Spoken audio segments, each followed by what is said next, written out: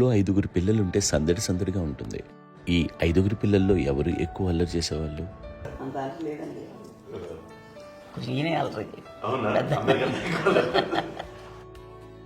అమ్మ ఇక్కడ ఒకటమ్మా, అల్లరికి హుషారుకి చలాకితనానికి చిలిపితనానికి ఆ తేడా తెలుసుకుని చెప్పమ్మా. అల్లరంటే ఇప్పుడు నా ఇమేజ్ ఏమైపోద్ది, అల్లరంటే అల్లరుడా అని. నేనేమో చాలా రాముడు మంచి బాలుడు అనేలాగా నా ఇమేజ్ ఇది. నేను అలాగే చెప్తుండేవాడిని. నా ఉద్దేశం అదే. నేనేమో అల్లరి నన్నే అంటే చలాకితనం అమ్మ అల్లరు అనుకునేది. లేదండి, ఎక్కువ హుషారు కానీ చాలా బాగుండేవాడు అబ్బాయి. ఇంట్లో పనులన్నీ మీకు సాయంగా ఉంటాయి? అవునండి, వాడే చేసేవాడండి. ఇంట్లో ఎవరు ముట్టుకునేవాడు కాదు. మా నాగబాబు అస్సలు ముట్టుకునేవాడు కాదు. అన్నిటికీ నాకు ఆయన సహాయమే పాపం. నాన్న ఆయన ఉద్యోగం వెళ్ళిపోయారు. నేను పాక్కుంటూ అలాగా వెళుతూ వెళ్ళిపోయాను, నాకు తెలియదు.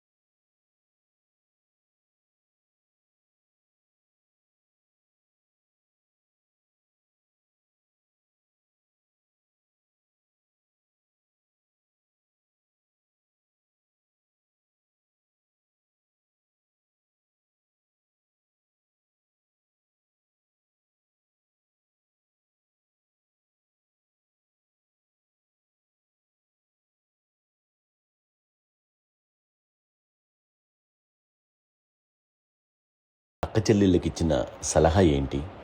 అంటే ఇండిపెండెంట్గా ఉండమంటారు అమ్మ. ఎవరిని డిపెండ్ అవ్వద్దు.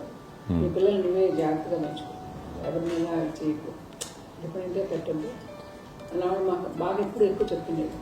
నాకు కొంచెం టఫ్ టైమ్స్లో కూడా నీ పాటు నువ్వే ఉండాలి, ఎవరి దగ్గర ఉండదు, ఎవరింట్లో ఉండదు, మా దగ్గర కూడా ఉండదు, నీ ఇద్దరు కుటుంబట్టుగా నువ్వే ఉండాలి. అది కష్టం కదండి అట్లా చెప్పడం. చెప్పాను, చాలా తక్కువ చెప్పాను. బట్ నాకు అదే ఇచ్చేది ధైర్యం. ఇండిపెండెంట్గా అట్లా ఒకరి దగ్గర ఉంటూ నీ గౌరవం తగ్గిపోతుంది, ఎక్కడ ఉండదు. అది చాలా నాకు చాలా ఇన్స్పైరింగ్ ఉండేది అన్నమాట. ఇప్పుడు కూడా అది చాలా హ్యాపీగా అనిపిస్తుంది అని చెప్పింది. అంతే కదా, మనకి ఏదైనా రోగాలు వస్తే మనమే. బట్ తగ్గించే వాళ్ళు కన్సర్న్ చూపించే డాక్టర్స్ ఒక్కొక్కరు ఇద్దరు కింద ఉండొచ్చు, కానీ పోరాడాల్సింది మనమే. నాకు సార్ కొంచెం ఒక డిప్రెస్డ్ ఇదేదో వస్తాయి ఫేస్ ఒకటి, నేనేదో ఇంకా మా అందరి నుంచి నేను సపరేట్ అయిపోయినట్టు ఒక సిచ్యువేషన్ వచ్చినప్పుడు అమ్మ నన్ను పట్టుకుని I'm there for love. Yes, ఎవరు నువ్వు అన్న ఎస్ అన్న ఫ్రెండ్స్ కానీ ఎవరైనా సరే ఎప్పుడు కూడా అలోన్గా మటుకు అనుకోకు, నేను ఉన్నాను. ఆవిడ నన్ను పట్టుకొని ఇచ్చిన అఫెక్షన్ లేదా ఫీలింగ్ అసలు బలం అన్నమాట. ఏమన్నా చేయగలను నేను, పర్లేదు లైఫ్లో ఏదైనా సాధించగలను అన్న ఒక భరోసా తల్లి దగ్గర నుంచి రావడం అనేది నాకు ఎవరు అవసరం లేదనిపించింది. అంత స్ట్రాంగ్గా ఆవిడ వెరీ స్ట్రాంగ్, వెరీ ప్రాక్టికల్. అంత స్ట్రాంగ్ చేసింది నాన్న చెప్పండి. మా పిల్లల విషయంలో మేము కూడా మేబీ అంత స్ట్రాంగ్ కాదేమో, సెన్సిటివ్గా ఉంటాం, కానీ అమ్మ మటుకు చాలా స్ట్రాంగ్గా ఉండి మమ్మల్ని కఠినంగా ఇలాగే ఉండాల్సింది, ఇలా ఉండండి అప్పుడే మీరు నేర్చుకుంటారు. ఇక్కడ అమ్మ పాజిటివ్నెస్ గురించి ఇంకో మాట చెప్పాలి.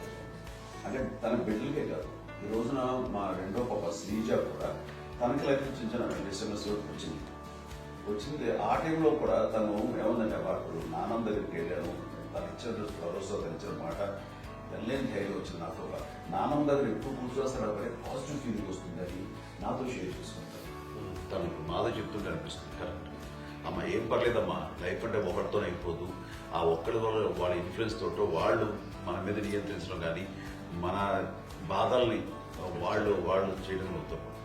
జస్ట్ నువ్వు నీ గురించి నీ మనసులో ఏదనిపిస్తే నీ గుడ్ ఫీలింగ్ ఏదిస్తుందో ఆ ఫీలింగ్ ప్రకారం వెళ్ళిపోదు. అంటే ఆ జనరేషన్ పీపుల్ ఎక్స్పెక్ట్ చేయం అది అలా కాదు. ధైర్యం ఉండి అందరికి ధైర్యం బాగా ముందుకొస్తారు. ఫాదర్ కూడా, మా నాన్నగారు కూడా అస్సలు ఎప్పుడు అనేవాళ్ళు, ఎప్పుడు మీరు పెట్టే చెయ్యి మీరు ఎప్పుడు పైన తప్ప తీసుకుని ఎలా ఉండకండి, చేతులు పెట్టండి అనే అట్లాంటివి చెప్తుండేవాళ్ళు. అందుకని మాకు ఇండివిజువాలిటీ మాకు బాగా ఎప్పుడు కూడా ఒకళ్ళని అడగడం అని, ఈవెన్ బ్రదర్స్ని అడగాలన్నా కూడా మాకు అది పడిపోయింది మైండ్లో, కొంచెం కష్టపడ్డది. సో నాకు అంటే ఆవిడ మా అమ్మ ఏదన్నా కొంచెం డిప్రెస్ అయినా నేను చాలా ఎక్కువ అమ్మకి షేర్ చేసుకుంటే అన్నయ్య కూడా లేడు. అన్నయ్య ఉన్నప్పుడు ఓకే, లేనప్పుడు నేనే ఎక్కువ షేర్ చేసుకున్నాను. బట్ ద బెస్ట్ థింగ్ మా అమ్మ దగ్గర నుంచి హగ్ అండి. ఈరోజు కూడా మా అమ్మని హగ్ చేసుకోకపోతే అంటే అది నాకు మా అందరిలోనూ, అంటే ఆవిడ పెద్ద చదువుకున్న వ్యక్తి కాదు, పెద్దగా బయటికి వెళ్ళి ఎక్స్పోజ్డ్ కాదు, కానీ ఇవాళ అన్నయ్య కానీ విజయ, మాధవి, నేను, కళ్యాణ్ బాబు ఈ రోజుకి టుగెదర్గానే ఉంటాం. మేబీ మాకు కొన్ని విషయాల్లో నాకు మా మాధవ్కి డిఫరెన్స్ ఆఫ్ ఒపీనియన్స్ ఉండొచ్చు, మా చెల్లికి మా అన్నయ్యకి అట్లా ఉండొచ్చు, ఉంటుందండి ఫ్యామిలీ అన్న తర్వాత. కానీ ద ఇన్విజిబుల్ బాండేజ్ మా అమ్మ ఇచ్చింది, ఆ లవ్ అండ్ ఎఫెక్షన్, హగ్, అవన్నీ ఆవిడ నాన్ వెర్బల్ అడ్వైజ్ ఏంటంటే అందరూ అలా కలిసి ఉండాలనేది ఆవిడ నుంచి మేము నేర్చుకున్నామండి. అది ఇట్స్ ఇస్ నాట్ వర్డ్లీ, అది నోటి మాట కాదు, అది వెర్బల్గా కాదు, నాన్ వెర్బల్గా చెప్పినటువంటి. సో అందుకని అది మాకు గొప్ప, మేమందరం ఇప్పుడు అలా ఉండడానికి కారణం, అంత కలిసి ఉండడానికి కారణం, మెయిన్ కారణం మా అమ్మ అండి. అది సో అందరూ ఉండాలనేది మా అమ్మ అడ్వైస్. ఇప్పుడు కూడా నేను ఎప్పుడైనా ఏదైనా ఫీల్ అయినా, అన్నయ్య ఫీల్ అయినా, లేదు నాన్న అట్లా వదుకు, ఇట్లా ఉండండి, ఇట్లా ఉండి ఇప్పటికీ చెప్తుంది. మేము ఎవరైనా ఎప్పుడు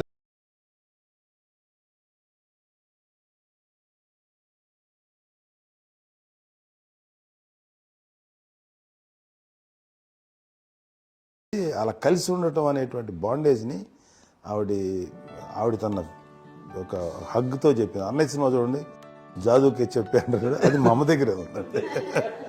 శంకర్ దాదాలో చెప్తాడు చూడండి. ఇప్పుడు మోడర్న్ వర్డ్స్ లో చెప్పాలంటే మీ అందరికీ ఆవిడ ఒక వైఫై లాంటిది. Yes, you can say that. Yes yes.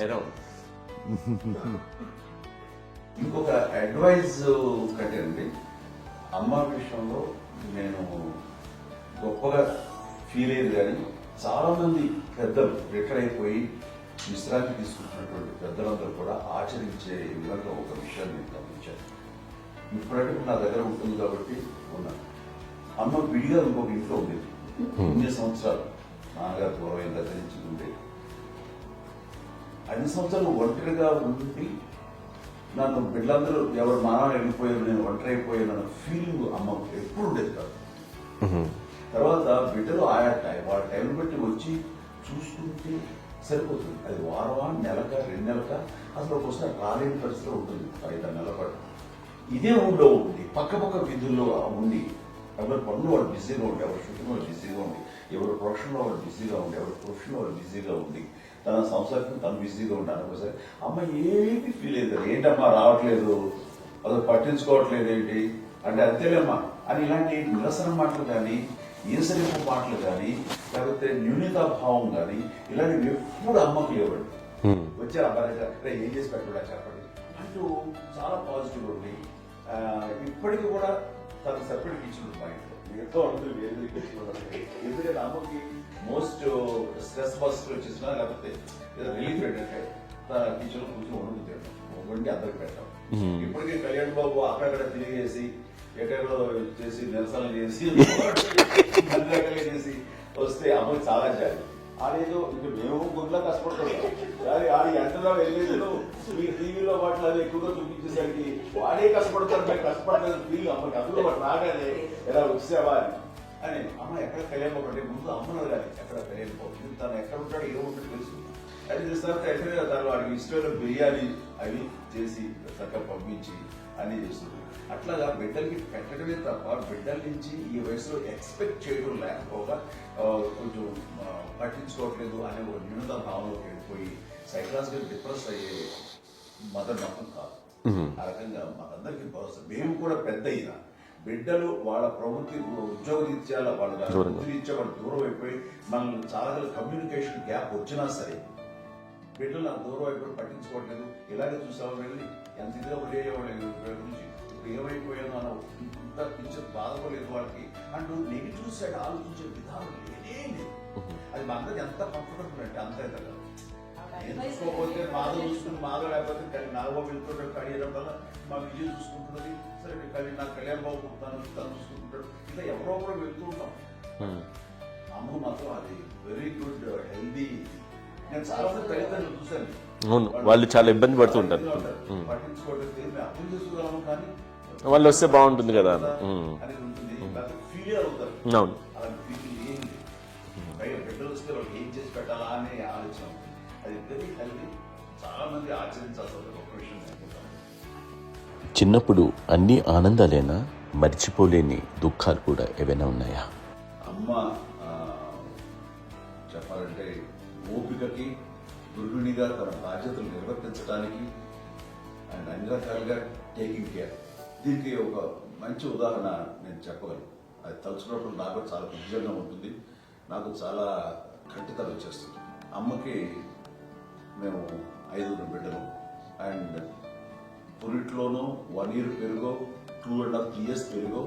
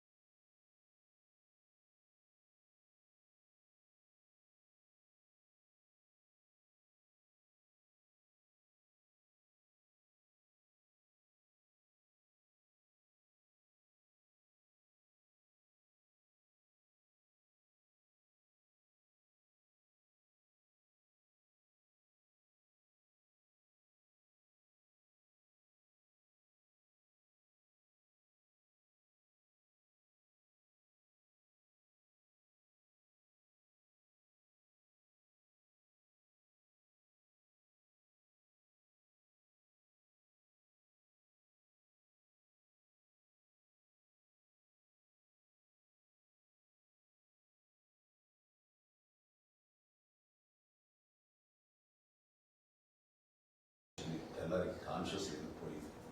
ఏం చేయాలో తెలియదు. అమ్మ వయసు చిన్నదే. ఇద్దరు తీసుకుని ఆ బిడ్డల్ని ఒళ్ళో పెట్టుకుని శవాన్ని డెడ్ బాడీ రిక్షాలో ఇంటికి ఇప్పటికీ నాకు గుర్తు ఆ విజువల్స్.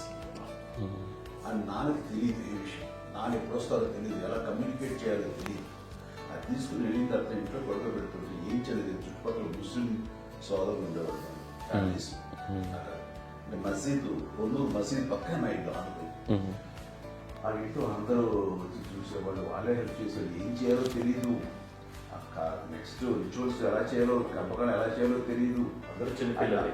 తను చిన్నది, మిగతాలందరూ పసివాళ్ళే. సో అలాంటి పరిస్థితుల్లో కమ్యూనిటీ చుట్టుపక్కల వాళ్ళు వీళ్ళు వచ్చి చేయాల్సిన కార్యక్రమాలు చేశారు. ఆ సమయంలో నాకు ఎక్కడో కమ్యూనికేట్ చేసి డిపార్ట్మెంట్ ద్వారా నాన్న వచ్చేసరికి అన్నీ అయిపోయింది. ఇప్పటికీ నాకు ఎందుకంటే మేము ఇలా ఎన్ని పురుషులు ఎన్ని కూర్చున్నామంటే ఎలాంటి ఇది లేకుండా జాగ్రత్త అనే ఒక హెచ్చరికలాగా చేస్తూ అండ్ పంపించాలని సపోర్ట్ చేసి కానీ ఇప్పుడేస్తే నా మీద ఎంత నమ్ముడు నేను ఏం నిర్ణయం తీసుకున్నా మరో అది తనకి హాస్పిటల్ పెద్ద ఫోబియా. నేను ఎక్కడికి వస్తాను హాస్పిటల్ ఈ మధ్యకాలంలో సరే అమ్మ మోకాల ఆపరేషన్ జరిగింది.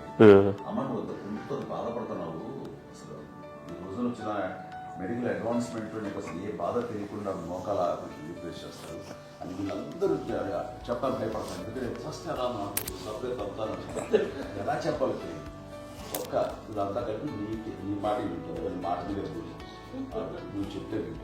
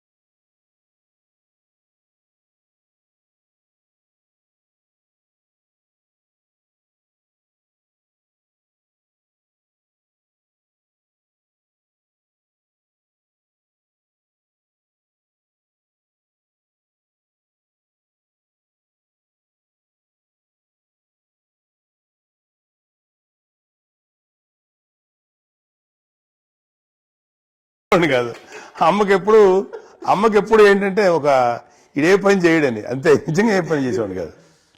అవునా?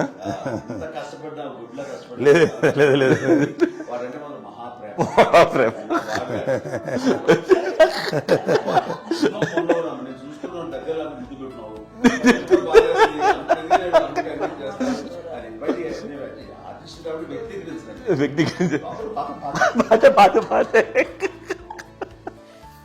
చిన్నది కాబట్టి చివరిది కాబట్టి తనంటే పుట్టాడు. నేను పెద్దోడు కాబట్టి నేను ఎక్కువ కష్టపడింది కానీ మా నాన్నగారి చేతిలో ఎక్కువ అంటే నాన్న బాగా కోపం ఎక్కువ అనుమానించింది కానీ అన్నయ్య పాపం బాగా దొరికేసేవాడు పాపం. ఒకసారి అంటే మరి మాకే అనిపి ఏంటి ఇంత దారుణంగా ఉంది నాన్న మీద కోపం వచ్చేది నాకు. నాన్న మీద కోపం వచ్చేది, ఆయన చేసి బాగా అనిపించేది. అమ్మాయి ఏమనేది కాదు. సరే అయినా సరే ఎప్పుడు కూడా పోనీ అంత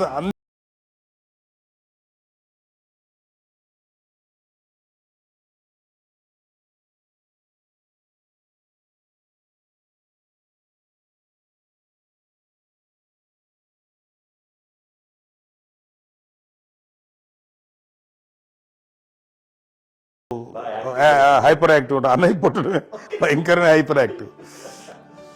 ఒకప్పుడు అమ్మాయిల్ని ఎక్కువగా బయటికి పంపించేవాళ్ళు కాదు, అబ్బాయిల మీద కూడా అనేక ఆంక్షలు ఉంటూ ఉండేవి. మీ పిల్లల్ని అలా ఆంక్షల మధ్య పెంచారా, లేకపోతే పూర్తి స్వేచ్ఛనిచ్చారా?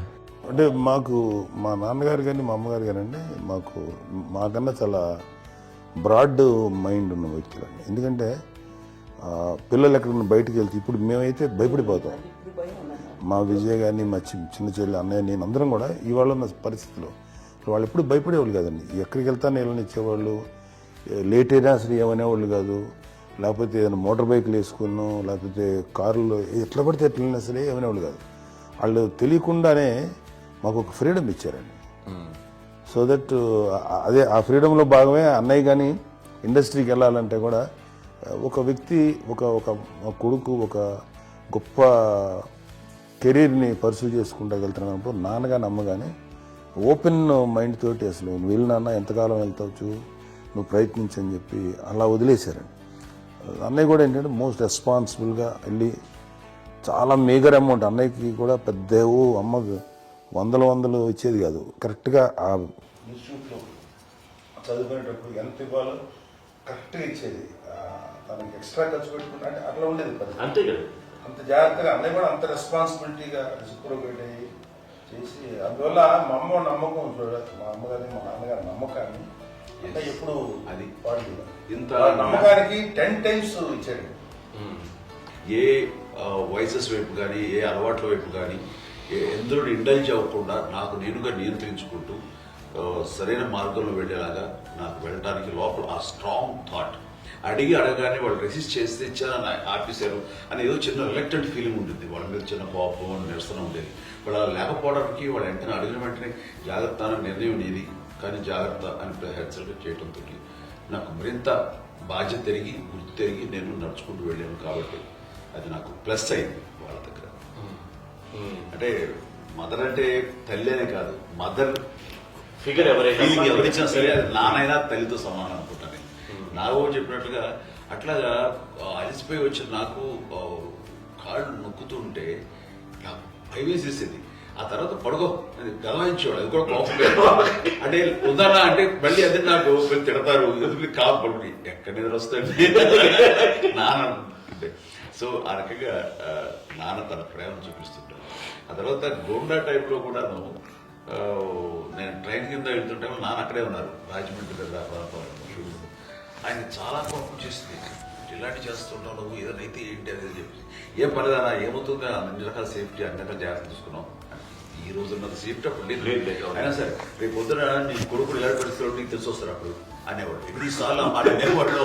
నాకు నిజంగానే మగధీర టైం కూడా గుర్ర వ్యక్తిని ఆ రోడ్డు మీద పడిపోయేది అని అన్నప్పుడు ఆ ఫస్ట్ టైం ఆ ఫీలింగ్ కలిగింది.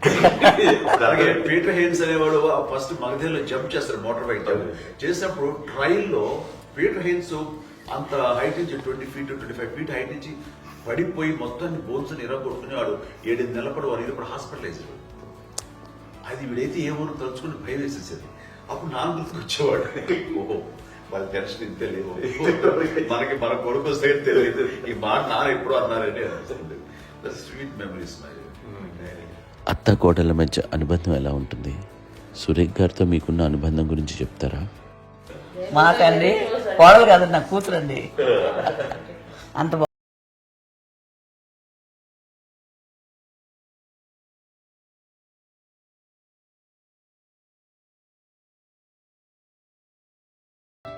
మీది ఒక అందమైన ఉమ్మడి కుటుంబం, అందరూ కలిసి ఉంటారు.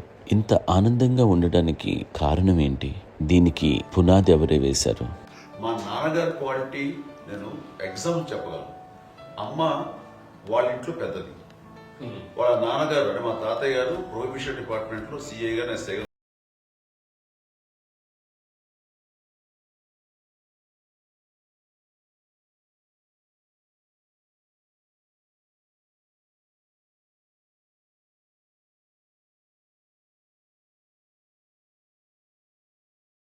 అభ్యర్థులు ముగ్గురు ఆడతారు.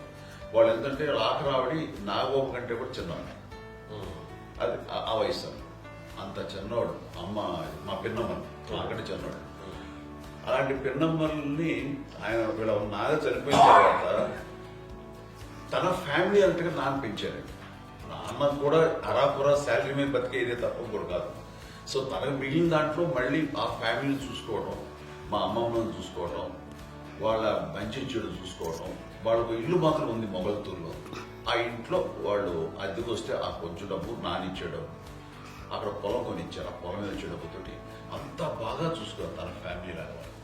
అందరూ మ్యారేజ్ కాబట్టి నాన్న ఫస్ట్ సూత్రధారి, అమ్మ కూడా ఫ్యామిలీ బాండింగ్ టుగెదర్నెస్ అనేది స్ట్రాంగ్గా ఉండటానికి నాన్న ఏర్పాటు చేసినటువంటి బీజం. అది అమ్మ కంటిన్యూ చేస్తుంది. మేము ఇవన్నీ చూసి మేము నేర్చుకుని మేము టుగెదర్ అంటున్నాము. అందునే we are very rich in terms of emotional bonding. ఇప్పటికే ఎవరికి ఏ కష్టం వచ్చినా, ఎవరికి ఏది ఇబ్బంది వచ్చినా సరే మొత్తం అందరం గుమిగూడిపోతాం. ఏ లెవెల్గా వెళ్ళిపోయి మోర్ సపోర్ట్ చేస్తాం. అంటే వీ డోంట్ ఎక్స్పెక్ట్ ఇంకా అంతమంది ఏముంది ఒకరినొకరు భరోసా. అది మా ఫ్యామిలీ మేము వెరీ స్ట్రాంగ్ అని చెప్పాలి. పెద్దవాడు కాబట్టి అవకాశం నాకు వచ్చింది కాబట్టి అమ్మా, ఇది ఎప్పుడు ఎవరు కొన్ని విషయాలు నాగబాబు మా సపోర్ట్గా ఉంటాడు. నాగబాబు ఉండి వాడు భరోసా. అలాగే ఆడపిల్లలు మీ అందరిలోనూ అమ్మని ఎవరు ఎక్కువ జాగ్రత్తగా చూసుకుంటారు? ఎందుకంటే ఎగ్జాక్ట్లీ. మేము కూడా గమనించలేని సున్నితమైనటువంటి ఇష్యూస్ లైక్ హెల్త్ విషయం కానీ, అమ్మ మూడు కానీ, అన్నయ్య ఎంత క్యాజువల్ ఎంత బిజీ ఉన్నా ఒక అమ్మే ఉంటుంది. అలాగే చాలా చిన్న చిన్న విషయాలు కూడా చాలా మెడికల్ ఇంట్రెస్ట్. అందుకని మాకు అన్నయ్య ఉన్నాడు, అన్నయ్య దగ్గర ఉంది అమ్మ అంటే ఇంకా ఎక్కువ రిలాక్స్ అయ్యాను. అన్న దగ్గరికి వచ్చాక మేము అందరం చాలా కంఫర్ట్ అయిపోయాం. ఎప్పుడు ఎవరు కొన్ని విషయాలు నాగబాబు మా సపోర్ట్గా ఉంటాడు. నాగబాబు ఉండి వాడు భరోసా. అలాగే ఆడపిల్లలు ఇట్లా ఒకరు కాంప్లిమెంటింగ్ టు ఈచ్ అదర్ అండి. అవి ఒక్కరు కాదండి, అది వాళ్ళ నాన్న చూపించే ప్రేమగా నేను చెప్పగలను. కానీ బట్ దీని అందరూ సూత్రధారి నాన్న తర్వాత అది అమ్మ మెయింటైన్ చేస్తారు. ఇప్పుడు అమ్మ నా ఇంట్లో ఉంది అంటే మనవాళ్ళు వస్తారు, మనవాళ్ళు వస్తారు, ఆడబిడ్డలు వస్తారు, వెల్లిబిడ్డలు వస్తారు, ఇల్లు ఎప్పుడు అమ్మ. అది మేమందరం ఆచరిస్తుంటాం పండగలకి పబ్బాలకి. అది నిన్న మొన్న నాగబాబు వచ్చి చాలాసేపు కూర్చున్నాడు. నేను ఇంట్లో లేకపోయినా వచ్చి నాగబాబు కూర్చొని టైం స్పెండ్ చేసి వెళ్ళిపోతుంటాడు. అలాగే చెల్లెలు ఇద్దరు ఆల్మోస్ట్ ఎవ్రీడే మాత వస్తుంటుంది, తను కూడా వస్తుంది. నిన్న సాయంత్రం కూడా వచ్చి ఉంటుంది. అమ్మా మధ్యాహ్నం వచ్చి కదా వచ్చి ఇక్కడే భోజనం చేసుకో అలా ఉంటుందండి. ఈ తరం వాళ్ళకి మీరిచ్చే సలహా ఏంటి? ఏంటంటే బాగుంటుందండి. పిల్లలు తల్లి కలిసి ఇంకా అక్క చెల్లెలు తమ్ముడు అందరూ కలిసి ఉంటుంది. అన్యోన్యంగా సంసారం నిలబడుతుంది. లేకపోతే ఏముందండి ఇక్కడ వెళ్ళిపోతారు, వెళ్ళిపోతే ఎక్కడ ఎవరు వాడు అని తేడా ప్రేమలు ఇప్పుడు లేవండి, తగ్గిపోయాయి. మెకానికల్ చాలా మటుకు ఏదో ఇంకా వాళ్ళ పనులు చేసుకోవడం ఏదో జరిగిపోతా ఉంది అనుకోండి. అంత ప్రేమలు ఎక్కడ లేవండి ఇప్పుడు ఈరోజు. అంటే ఒకప్పుడు ఒకరికి ఇంకొకరు భరోసాగా ఉండేవాళ్ళు, అంటే అందరూ కలిసి సపోర్ట్గా ఇది చేయడం. పిల్లలు కూడా ఆయన చూసేవాడు. మా నాన్నగారు అన్నయ్య గారు వాళ్ళ బిడ్డలు కూడా ఇక్కడే ఉన్నారు. వాళ్ళు కూడా అమ్మాయి వాళ్ళ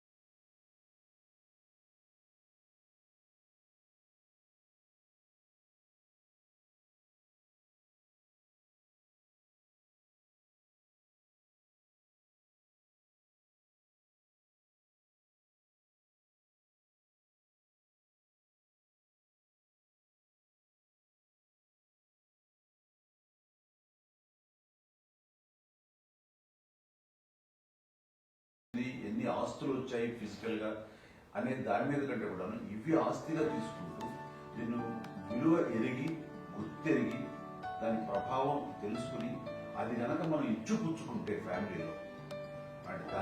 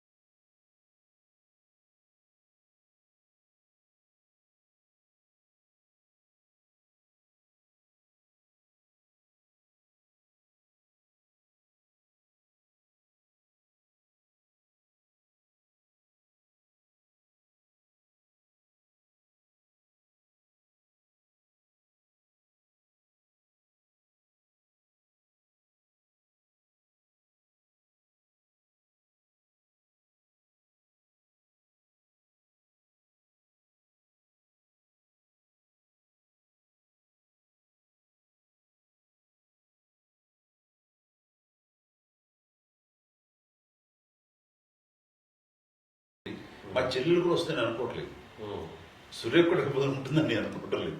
అలాంటి గొప్పగా ఇది. అండ్ ఆ రకంగా షీఈ్ వెరీ చాలా గొప్ప జన్మ. అమ్మకి చిన్న మానసికంగా చిన్న ఏదో ఒక డిప్రెషన్ వచ్చింది.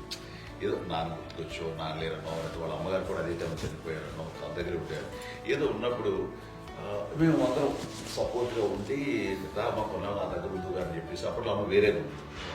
ఉన్నప్పుడు ఒకటే మాట అమ్మ, నీలాంటి గర్భం అంటే అంజనమ్మదే గర్భం అని బయట ఎన్నోసార్లు నా ఫ్రెండ్స్ కానివ్వండి, బయట కానివ్వండి, కొన్ని సందర్భాల్లో మీటింగ్లో కానివ్వండి, స్పీచెస్లో కానీ అన్నవాళ్ళు ఎంతోమంది అన్నారు. వాళ్ళ మాట అంటే రీజన్ తెలుసా నీకు?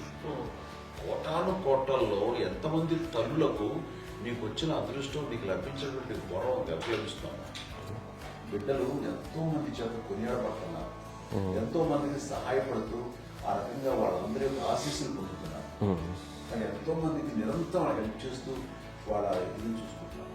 అవి ఆ భగవంతుడు మీరు చేస్తున్న పూజలో ఉన్న ఆ భగవంతుడు మన నెక్స్ట్ తరాలకు కూడా మనకి ఇలాంటిది వారసత్వంగా ఇస్తూ అదే రకంగా కొనసాగించేలాగా మాకు అదృష్టం ఇచ్చారు.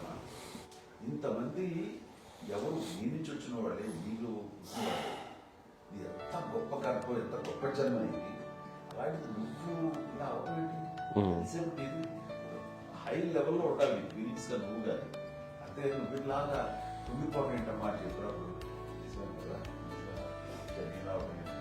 ఇది నీది కాదు, నాది కాదు, నువ్వు నమ్ముకున్న భగవంతుడు నీకు ఇచ్చింది అనుకుంటావు కదా. నువ్వు ఆ భగవంతుడి కృతజ్ఞత తీర్చుకోలేక ప్రతిరోజు ఆయన ధ్యానించు, ఆయన పూజలో ఉండు, నీకు ఆయన ధైర్యం ఇస్తాడు. అంతేగాని నువ్వు నెగిటివ్ సైడ్ ఆలోచించకమ్మా. మా అందరికీ పాజిటివ్నెస్ ప్రివెంట్ చేసిన దానివి, ఇచ్చిన దానివి, అందించిన దానివి. అలాంటి నువ్వు నెగిటివ్ వైపు వెళ్ళిపోకూడదు అంటే అంతే. మళ్ళీ అటుపక్క ఎప్పుడు గెలలేదు. ఆంజనేయ స్వామి భక్తి ఆయనలో ప్రవేశపెట్టి చెప్పాలంటే ఆయనకి నేను నన్ను దేవుడు ఇంట్లో నేనే ఇంట్రడ్యూస్ చేశాను. నానంత ప్రగాఢంగా నమ్మి ఆయన దానివల్ల లబ్ధి పొందారు. ఆయన అందులో మమ్మల్ని మించిపోయే స్టేజ్కి వెళ్ళిపోయారు. ఆయనతోటి ఆంజనేయ స్వామితో ఇంటరాక్ట్ అవుతూ అట్లా ఆయన నన్ను అనుకుంటుంది.